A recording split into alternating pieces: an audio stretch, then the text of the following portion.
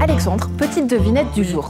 Est-ce que tu sais quel est le point commun entre une coach vocale, un centre périnatal, mais aussi une application de rencontre entre étudiants et entreprises? Laisse-moi deviner, ce sont toutes et tous des actrices et acteurs locaux? Oui, et tous ont pu bénéficier d'un soutien de la ville de Gland, les incubateurs Nouvelle Économie. Des entreprises de la région, surtout basées à Gland, qui ont pu bénéficier d'un coach, d'un soutien tout au long de plusieurs mois. Eh bien, je crois que toi, tu vas aller chanter. Et c'est pour ça, alors. Oui. Voilà. Bon, bah j'y vais. Écoute, je chauffe ma voix. Hop, hop, popi, popu. Ouh, on va voir. Allez, à toutes. Moi, j'y vais. À tout à l'heure. Et oui, des entreprises innovantes dans la région, qu'est-ce qu'elles ont apporté, notamment des solutions en termes de marché et de besoins, notamment pour certains clients. Ici, basé à Gland, eh bien, on rencontre plein de monde aujourd'hui. On va vous installer juste ici. Eh bien, fais voir ta région. C'est parti.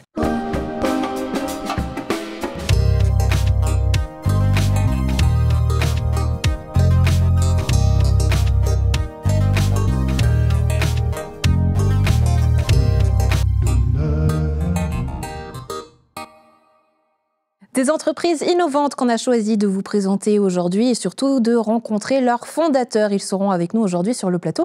Et je crois qu'Alexandre, tu es arrivé sur place. Ça y est, tu commences déjà à chauffer ta petite voix? Final, parce qu'il y a un effort qui doit être là pour que ça fonctionne bien. Ouais, et il est mieux placé. Ouais, vous sentez l'effort? Ouais, c'est pas mal. Ouais, c'est bien, c'est bien. Alors, autre chose après? Alors, on peut faire la sorcière pour aller chercher un peu plus de résonance nasale. Nia. Nia, nia, nia. Ouais, mais ça, c'était une gentille sorcière. On veut une méchante sorcière. Un peu comme ça? Ouais. Nia, nia, nia. Ouais, on va juste détendre là, parce qu'on veut pas les mettre des tensions là, mais on veut aller, au lieu, c'est pas nia, c'est pas ça, c'est nia. Ah. Là. Nia. Un peu là. Nia, ouais. Nia. Ouais. Nia. Nia. Ouais, beaucoup mieux. Bon, bah, tu vois, Andrea, je suis en train de me coacher vocalement. Voilà, je suis avec Alexia Robert dans son studio de la voix à Gland qui a ouvert cet été. Et alors, il n'y a pas que des cours de chant, c'est vraiment du coaching vocal en tout et pour tout, parce qu'on apprend aussi à s'exprimer en public. Et oui, comme je le fais là à la télévision, justement, avec Alexia. Je vais continuer. Alors, c'est reparti, on reprend sur les bruits. À tout à l'heure. Alors Alexandre, tu seras un peu notre sorcière bien-aimée aujourd'hui. On se réjouit en tout cas de cet interlude musical. Brrr, il continue. Allez, on coupe ce micro. Rencontre avec deux fondateurs de Fast Staff, une entreprise qui crée des matchs entre les étudiants et les entreprises avec leur application mobile. Fast Staff souhaite mettre en relation donc les étudiants et les entreprises locales en Suisse. Rencontre avec les deux fondateurs, Dana Caloni et Matteo Melfi. Bonjour. Bonjour. Bonjour Dana. Bonjour Mathéo, enchanté. Installez-vous, prenez place, on est ravis. Merci beaucoup. De vous avoir. Alors là, je crois que c'est les starting blocks. L'application est prête à être lancée. Comment vous vous sentez? Très stressé. Ouais. On est très heureux. C'est le projet d'une vie qui incube depuis quelques temps. Alors, le projet est né d'une discussion qu'on a eue nous deux il y a quelques mois. En fait, on discute un peu des problématiques qu'il y avait, notamment au sein de notre communauté, parce qu'on est les deux étudiants. Et de cette discussion est né Fast Staff. En fait, on s'est dit qu'au sein des étudiants, il y avait quand même une problématique d'argent, qu'ils ne trouvaient pas de job d'étudiants, etc. Donc on s'est dit, mais pourquoi pas, avec nos ressources, essayer de créer quelque chose qui puisse créer ce lien justement entre étudiants et de l'autre côté les entreprises locales pour que on puisse créer aussi un esprit communautaire au sein de nos villes. Ouais, répondre aux besoins des étudiants, mais des entreprises aussi. On va en parler d'ici quelques instants. Mais Fast Staff, c'est une application mobile. Est-ce que vous pouvez déjà nous expliquer ce que c'est, Mathéo? Alors, l'application va être divisée en deux parties. Il y aura la partie étudiante et la partie entreprise. Alors, on dit étudiant, si jamais, mais c'est pour toute personne qui cherche du travail. On se base sur les étudiants parce que c'est là où on aura le plus de personnes, mais bien sûr, tout le monde y a accès. Donc les étudiants se rendent sur l'application, ils se connectent, ils créent un compte et ils auront à disposition une page où il y aura tous les postes autour d'eux. On vous expliquera plus tard l'aspect géolocalisation qu'on a mis derrière. Et les entreprises, elles, se rendent sur l'application et peuvent poster une offre d'emploi et après accepter ou non les différentes postulations qu'ils reçoivent. Ouais, mais est-ce qu'on crée justement des matchs? Est-ce que c'est aussi votre volonté de mettre peut-être des profils types et les attribuer à certaines entreprises ou pas? Est-ce que vous faites déjà peut-être une certaine sélection? Alors déjà, bon, on a aussi un système de filtres, donc suivant ce que l'étudiant cherche, il peut aussi mettre des filtres. Par exemple, moi je suis plus dans la restauration, je suis plus dans l'événementiel. De ce côté-là, oui, c'est possible. Et ensuite, du côté des entreprises... Les entreprises, ils peuvent du coup personnaliser leurs demandes et demander, je ne sais pas, des personnes qui ont peut-être une certification spéciale ou une attestation. Toutes ces choses, c'est toutes des choses qui sont modulables sur l'application, qui sont vraiment personnalisables par l'utilisateur, c'est-à-dire et les entreprises et les étudiants. Ouais, j'aimerais qu'on comprenne un petit peu votre méthodologie, parce qu'il a fallu tout créer, partir quelque part de zéro.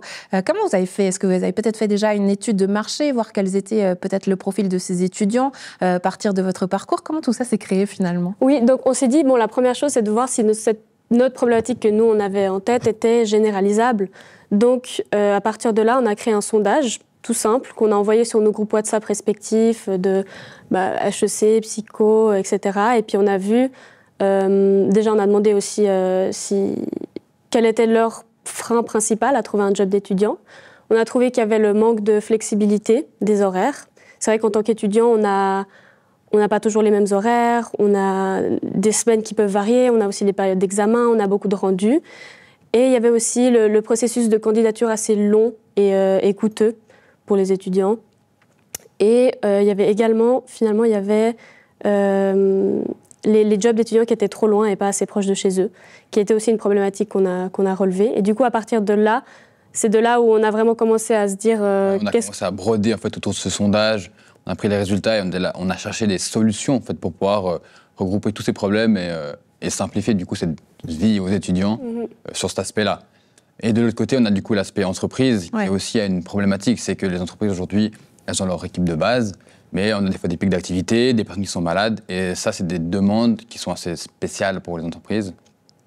Et du coup, on a cherché aussi à répondre à cet aspect-là, et les deux, quand on a mis ensemble, on a créé FastStaff. Ouais. Aujourd'hui, vous en êtes où? Est-ce qu'il y a déjà des préinscriptions? Est-ce que vous avez déjà une idée un petit peu de l'ampleur que va prendre justement cette communauté? Alors, on sait déjà que du côté des étudiants, en 2 jours, on a réussi à rassembler environ 400-450 étudiants sur Instagram. Donc, on a vu qu'il y avait beaucoup d'intérêt de ce côté-là. Et on a vraiment, on va dire, fait la pub seulement 2 jours. Très simpliste, ouais. Assez simple. On n'a pas encore mis le paquet. Parce que voilà, l'application elle est en phase de finalisation, donc on attend. Et pour les entreprises, alors là, c'est un peu plus compliqué. Là, actuellement, on commence à générer 2-3 partenariats avec différentes entreprises. C'est là où on met aujourd'hui l'accent principal. Donc l'application, elle est sur la fin de la création. On espère la sortir début d'année prochaine, officiellement. Mais non, là, c'est notre grand travail, c'est d'aller voir les entreprises, proposer notre projet et du coup tisser ce lien pour qu'ils nous fassent confiance. Ouais, justement, il va falloir maintenant vendre votre projet auprès des entreprises. Quel est l'avantage qu'elles ont finalement à venir chez vous et à ne pas passer peut-être par des plateformes qui existent déjà, des moteurs de recherche?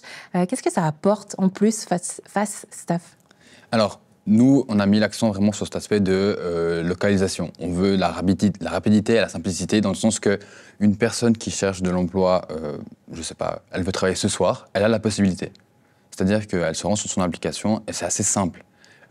Aujourd'hui, une entreprise qui cherche des gens, alors oui, elle peut passer par son réseau de proches, demander à ses cousins, je ne sais pas, à de la famille, mais c'est toujours assez compliqué. Alors que là, nous, on a une base de données de personnes qui cherchent que ça, à travailler.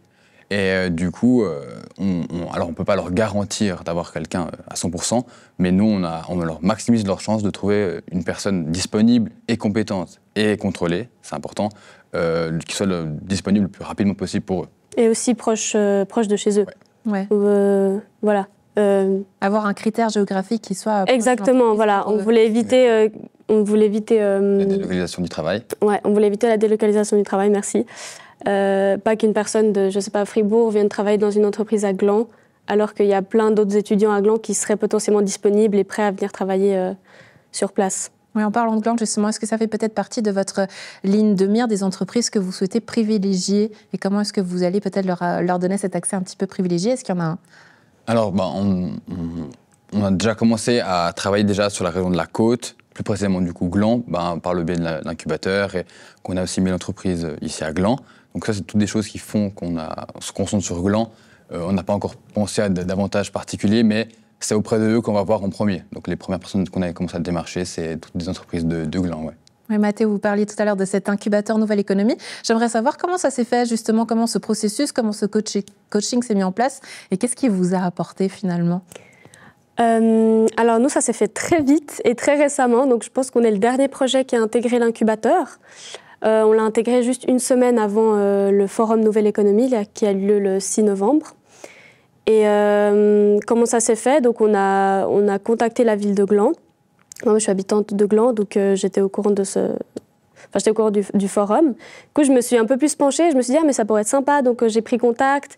Ensuite, ils nous ont donné rendez-vous pour savoir si notre projet était vraiment éligible. Et donc, oui, ça s'est fait. Et puis, on a eu le rendez-vous avec la commune. Et une semaine après, on a eu le forum. Et ils nous ont dit qu'on était acceptés dans l'incubateur. Et ce que ça nous a apporté? Alors, pour le moment, on n'a pas encore eu l'occasion beaucoup de travailler avec eux. Déjà, le forum, c'était un grand point pour nous. Parce que c'est la première fois, du coup, qu'on était de l'autre côté du bar du forum, dans le sens que nous, en tant qu'étudiants, on avait fait beaucoup de forums où on allait voir, visiter. Et là, c'était la première fois qu'on était des acteurs. Ouais, voilà. Acteurs, ça, exactement. Et c'était très qu'est-ce que intéressant. vous attendiez, du coup, de cet échange avec l'incubateur? Qu'est-ce que vous attendez de cette rencontre? Alors nous, ce qu'on leur a demandé principalement, du coup, c'est ça, c'est l'aspect où on a un peu plus de difficultés sur la communication aux entreprises. Aujourd'hui, on est une start-up, et une start-up, elle ne peut pas vivre sans, on va dire, le soutien d'un géant ou d'un grand. Pas forcément d'un géant, mais le fait d'avoir la ville de Gland qui nous soutienne, déjà, juste de nom, qu'on puisse le mettre en avant, ça nous donne de la crédibilité. Ça veut dire qu'ils nous ont validés et qui croient en notre projet. Du coup, nous, quand on va parler aux entreprises et qu'on leur dit, voilà, nous, on a la ville de Gland qui croit en nous, ils nous prennent directement d'un autre aspect. Ils ne sont pas là, c'est une start-up, peut-être qu'ils vont s'envoyer dans le mur. Ils ont peut-être un peu plus ce feeling de nous faire confiance et du coup de créer un peu un lien. Donc c'est là où on a un peu besoin d'eux. Et cet aspect communication, ça c'est notre gros point faible. Application donc de rencontres entre les étudiants et les entreprises nommées Fast Staff. Préparez-vous pour le lancement parce que je suis sûre que vous allez en entendre parler à la maison. Dana Caloni, Mathéo Melfi, merci beaucoup d'avoir été avec nous. Merci à vous. Si on veut s'inscrire, avoir peut-être plus de détails, qu'est-ce que vous pouvez nous dire? Alors sur l'Instagram faststaff.ch, ch, pardon, il y a des informations et il y a aussi le site internet faststaff.ch. Voilà, tout est dit. Merci beaucoup. Merci à vous. À bientôt. Au revoir. On retourne voir Alexandre qui s'échauffe la voix? Oui, avec plaisir. Il doit prendre encore un petit peu quelques cours, je crois. Ah oui. Alexandre, qu'est-ce que ça donne alors? Alors écoute, là c'est repos de la voix, enfin pas vraiment Andrea, parce qu'on va quand même discuter avec Alexia Robert. Bonjour Alexia. Bonjour. Merci de m'avoir coaché ici depuis votre studio de la voix, donc à Gland, qui a ouvert au mois d'août. Comment ça va alors depuis août, ce studio de la voix? Comment ça marche pour vous, vos activités à Gland?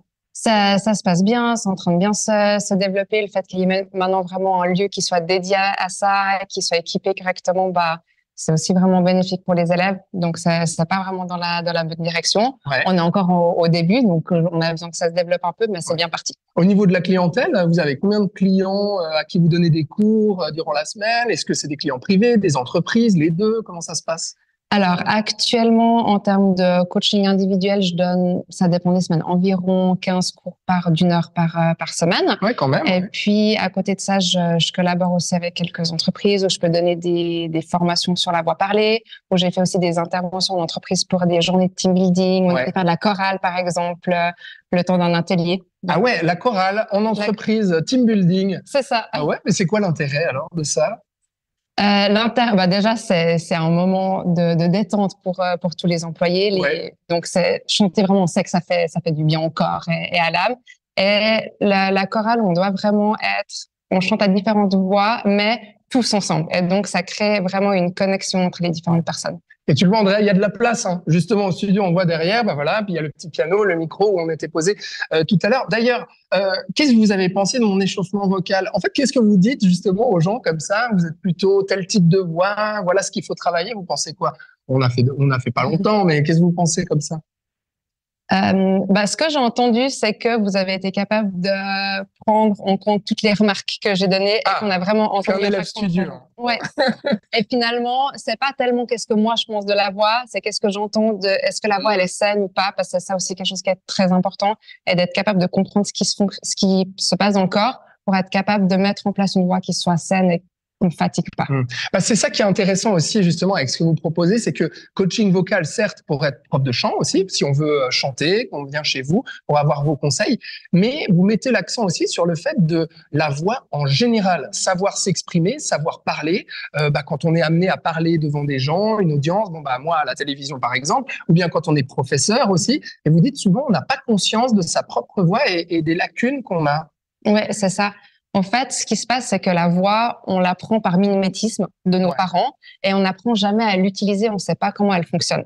Et quand on a des mimétismes qui sont pas bons pour la voix, on va vite s'épuiser. Et on voit par exemple des enseignants qui, au mois de septembre, ont perdu leur voix et qui peuvent plus enseigner alors que c'est leur outil professionnel. Donc ça, c'est un aspect vraiment la santé de la voix. Et un autre aspect, c'est aussi comment est-ce que j'utilise la voix et mon intonation pour transmettre un message ou un autre. Ouais, effectivement. Alors, qu'est-ce que vous pensez, moi, de mon intonation, ma manière de parler là? Vous avez une intonation très télévisuelle. Voilà. Effectivement, les défauts du métier. Alexia, c'est vrai, on est bien reçu aussi ici, dans un univers tout rose, bonbon, fuchsia, violet. C'est le code couleur du studio de la voix. Oui, c'est ça. C'est aussi... C'est le côté aussi très un peu good vibe, bonne humeur. Et oui, c'est studieux, c'est professionnel. Et on est sérieux dans ce qu'on apprend, mais on le fait dans la bienveillance et dans la bonne humeur. Et ça, c'est important. Alors là, vous proposez donc des types d'exercices, comme on a vu. Alors, on voyait là, pour détendre, je faisais des tout à l'heure. Alors, détendre les lèvres, les muscles aussi des joues. Après, ici, des gna pour avoir aussi détendre les muscles. Qu'est-ce qu'il y a d'autre? Qu'est-ce que vous apportez aux élèves débutants qui viennent ici? Alors, en réalité, et c'était pas tant pour détendre. C'était pour? Au fait, ça va vraiment chercher un travail ici abdominal qu'on appelle en jargon le soutien et qui permet que la voix elle soit bien posée et qu'elle puisse avoir plus de présence. Parce qu'on est trop souvent dans la gorge, hein, c'est ça. Exactement. On va avoir des tensions laryngées et du coup, en fait, ça permet justement de mettre l'énergie de ici pour pas devoir pousser là. Et c'est là qu'on va être capable de chanter ou parler pendant très longtemps sans se fatiguer.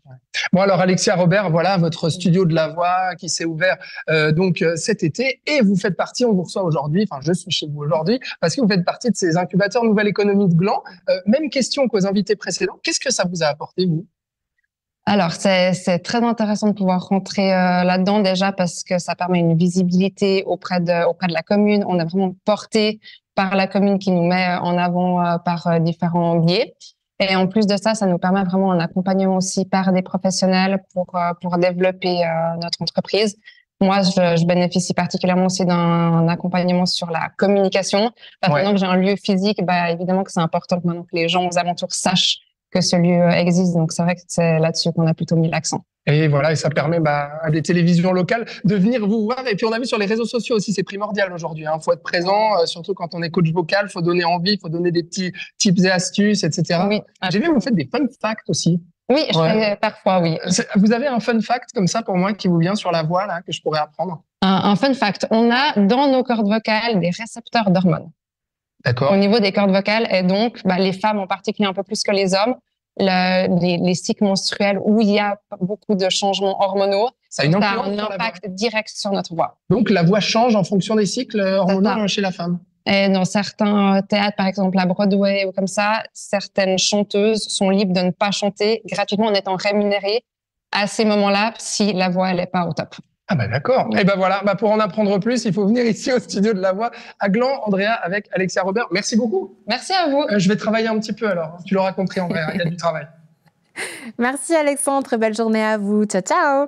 On reste dans le domaine de la santé, mais cette fois-ci de la santé périnatale avec le Centre Gaïa, centre qui souhaite ouvrir et devenir donc le leader en santé périnatale. Un autre projet incubateur Nouvelle Économie. J'ai le plaisir de recevoir nos invités suivantes. Dina Pataki, Solène Streisfire, bonjour. Enchantée mesdames, bienvenue. Bonjour. On est ravis de vous avoir. Bienvenue Solène. Bonjour, enchantée. Installez-vous seulement, avec vous on va parler du Centre Gaïa, mais j'aimerais revenir justement sur cet incubateur Nouvelle Économie. J'ai l'impression qu'avec vous, il vous a donné des ailes. On a beaucoup parlé de visibilité, que c'était finalement des projets qui ont permis notamment de développer les entreprises en matière de communication. Et vous, j'ai l'impression que ça vous a boosté, ça vous a donné aussi confiance, puisque vous souhaitez à présent devenir le leader en santé périnatale. Rien que ça. Oui, c'est un grand mot, les leaders, n'est-ce pas? Mais oui, c'est vrai que l'incubateur nous a aidé énormément au niveau de la visibilité, au niveau de la confiance, parce que quand on essaye de commencer un projet comme ça, il faut avoir beaucoup de confiance, il y a quand même un risque derrière et avoir la ville de Gland croire sur notre projet aussi, et nous soutenir, nous donner des conseils, et spécialement des conseils, avoir des conseils au niveau légal, au niveau fiduciaire par exemple. Ça nous aidait beaucoup à aller beaucoup plus vite dans ce projet et je crois que nous serons prêts d'ouvrir nos portes en avril 2025. Ouais, mais c'est surprenant hein, parce que vous avez une expérience, vous avez une formation de psychologue, vous êtes thérapeute complémentaire en coaching psychologique, on va peut-être en parler tout à l'heure. Solène, vous êtes nutritionniste, enfin ça fait un moment que vous travaillez. Comment est-ce que du coup, vraiment cet incubateur Nouvelle Économie, il a permis d'accompagner tous ces processus et qu'est-ce qu'il vous a amené dans ce projet très concrètement? Alors c'est sûr qu'il y a le soutien, comme disait Dina, la visibilité.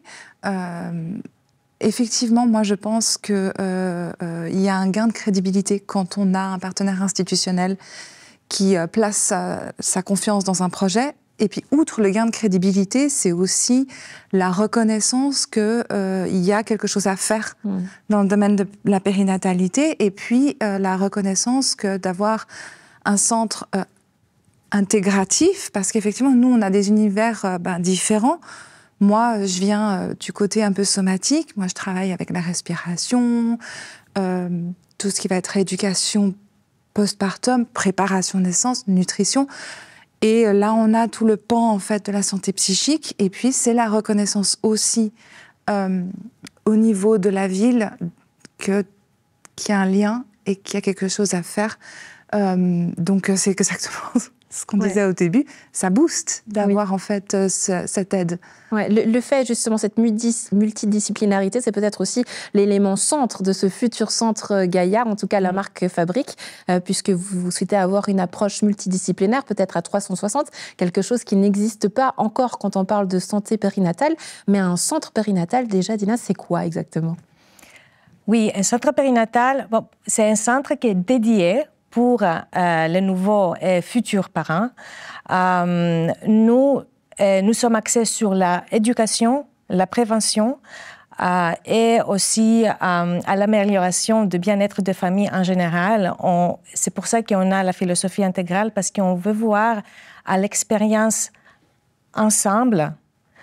Et chaque expérience est différente. Donc, on veut d'abord être à l'écoute de cette expérience, voir avec quel problème, entre guillemets, la nouvelle maman ou le nouveau papa va venir, et puis voir qu'est-ce qu'il y a au-dessous de cette expérience et de ce problème qu'il constate, et puis donner un support, regarder ça à 360, et donner un support intégral. Donc, même si c'est quelque chose plutôt au niveau du physique, même si c'est plutôt au niveau psychique ou émotionnel, mais aussi au niveau des soutiens pratiques, parce que parfois on a des problèmes avec le sommeil, avec la lactation. Donc c'est pour ça qu'on regarde les choses un peu plus complètes, en fait. Ouais, et vous avez aussi fait, je crois, une étude de marché pour savoir quels étaient peut-être les profils types, comprendre quels étaient les problèmes qu'il fallait aujourd'hui répondre. C'est quoi aujourd'hui les patients potentiels qui pourraient venir dans ce futur centre Gaïa? Alors, la patientèle, c'est déjà une patientèle qui peut-être est lassée d'avoir plusieurs interlocuteurs. Donc, l'intérêt réel d'avoir un centre qui propose un soin holistique, qui travaille pas seulement en guérison, mais aussi en prévention, ça évite effectivement à une personne d'aller chez un prestataire de service, par exemple, pour une rééducation, chez un prestataire de service, par exemple, parce qu'il y a un problème de sommeil avec l'enfant, ou après encore aller voir un coach, parce que comment j'organise mon retour au travail. Donc en fait, alors que tout ça est un peu lié finalement. Alors que tout est lié. Donc là, on prend la personne dans sa globalité. Donc ces personnes-là, effectivement, qui sont lassées, vont venir à nous. Et puis, le modèle, en fait, il se base effectivement sur un service individuel et aussi en B2B. Donc, c'est permettre aussi aux entreprises d'offrir à leurs employés, et puis c'est vraiment quelque chose qui est important, un service de qualité, un suivi de qualité, dans la période qui est cruciale de la maternité, avec un intérêt réel qu'un employé peut revenir, une employée peut revenir sereinement dans son poste de travail. Oui, vous dites que Gland serait quelque part un exemple de la manière qu'il faudrait pour gérer ça au mieux. Mais quel profil a aujourd'hui Gland dans cette démarche-là, dans la démarche de périnatalité? Quelle est peut-être sa particularité? La ville de Gland, c'est une ville avec beaucoup de monde qui sont jeunes. On a beaucoup de nouvelles familles. Donc, je sais qu'au niveau du nombre des enfants, c'est vraiment assez élevé pour une ville de cette taille. Mais aussi, c'est la localisation de la ville parce que nous sommes vraiment entre Genève et Lausanne. Il y a des soutiens au niveau périnatal aux grandes villes, à Genève et à Lausanne, mais il n'y a pas dans cette région de la côte autant. Et c'est pour ça que nous, on veut vraiment s'installer ici au cœur de Gland, que c'est au cœur de la région de la côte, et vraiment servir les familles qui sont dans cette région. Mais quand même, je sais qu'il y a pas mal d'entreprises, par exemple à Genève et sur Lausanne, où les employés, ils habitent dans cette région aussi. Donc, ça veut dire pas que nous sommes tellement loin aussi de Genève et Lausanne qu'on ne peut pas aussi offrir nos services aux entreprises qui sont basées sur ces deux villes. Oui, c'est intéressant ce que vous disiez, Dina, sur ce profil, c'est que c'est des familles, des jeunes parents et avec des familles plus nombreuses. C'est ça, si je résume? Oui. Ouais. Quelle solution il faut apporter à ces familles-là et peut-être avec vos spécificités, Solène, votre spécificité qui est peut-être la nutrition, à quel type de problème on doit répondre dans ces familles-là aujourd'hui souvent? Oula, ça va être... Rapidement en plus, s'il vous plaît, parce qu'on est en mode télé. on va essayer. Alors, ça peut être beaucoup de choses. Ouais. Alors, déjà, quand il y a plusieurs enfants, il peut y avoir des inquiétudes, par exemple, avec un aîné qui aura peut-être une difficulté au niveau scolaire. Cette inquiétude-là va avoir des répercussions sur toutes les relations intrafamiliales. Donc là aussi, il s'agira pour nous... On n'est pas là pour travailler avec un seul individu dans la famille, ou que le bébé qui peut avoir des problèmes, ou que la maman. On va regarder toute la dynamique. Et donc, en regardant toute la dynamique, on a plein d'outils qui vont venir, dont la nutrition fait partie, mais on va pouvoir travailler sur toute la dynamique intrafamiliale. Et cette dynamique, elle va inclure aussi les relations extérieures. Donc, ça veut dire le travail, ça veut dire l'école, ça veut dire la crèche, ça veut dire... Voilà, tout ça. Donc, tout son écosystème. Exactement. C'est l'écosystème, en fait, autour de la parentalité qui fait la différence. Voilà. De quoi peut-être vous donner envie à la maison d'en savoir plus sur ce centre Gaïa. Du coup, basé à Gland, est-ce qu'on a déjà une idée? Je sais que c'était en cours de recherche du local. Est-ce qu'il y a déjà des pistes et comment est-ce qu'on peut vous contacter, Dina? J'espère que nous allons signer le bail très, très, très bientôt. Ça sera vraiment au cœur de la ville de Gland. Et si vous voulez nous contacter, vous pouvez toujours nous contacter sur notre site centregaia.ch. J'espère que ça sera prêt dans quelques jours. Et bien évidemment, nous sommes sur les social media aussi. Nous avons commencé avec LinkedIn parce que c'est là où la majorité des sociétés sont présentes et on veut vraiment apporter ce grand bénéfice aux sociétés. Ça va aider pas seulement les familles parce que le rôle de la carrière, le rôle de arrêter de travailler et puis retourner au travail, c'est quelque chose d'énorme pour les familles, mais c'est énorme pour les sociétés aussi. Donc, c'est pour ça que nous avons commencé aussi par LinkedIn, donc vous pouvez nous trouver là-bas aussi. Voilà, ces questions de société qui nous concernent aujourd'hui tous. Dina, Solène, merci beaucoup d'avoir été avec nous. On était ravis de faire connaissance avec ce futur projet, le Centre Gaïa, et je suis sûre qu'on aura de vos nouvelles très prochainement. Évidemment, à la maison, donc, vous avez accès à toutes ces entreprises. On sollicitera ici également Play for the Planet EcoSport ou encore de Orion Horse Shoes, qui sont également des incubateurs nouvelle économie. Voilà, des projets innovants en ville de Gland que vous serez peut-être amenés à connaître ces prochains jours. C'est tout pour aujourd'hui. On se retrouve demain. Très belle suite de programmes. Ciao, ciao.